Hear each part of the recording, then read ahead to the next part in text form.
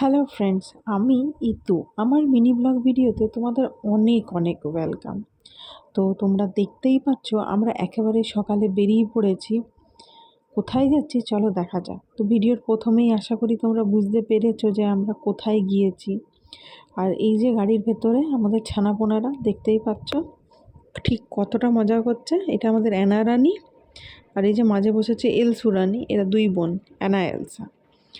আর এবারে আমার কলেজে রয়েছে তিনি আমার বেটু, ওনার জন্যই যাওয়া আর কি।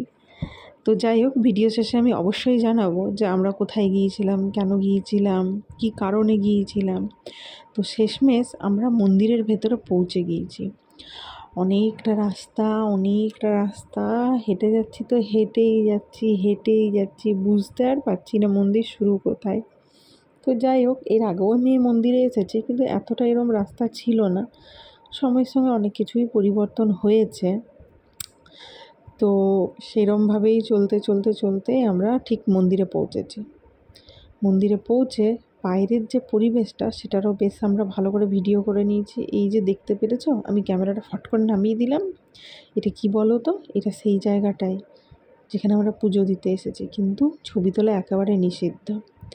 আরেকটা আমাদের মানসিক ছিল ভেড়া দেওয়ার, তো আমার হাজব্যান্ড সেই ভেড়া নিয়ে আসছে।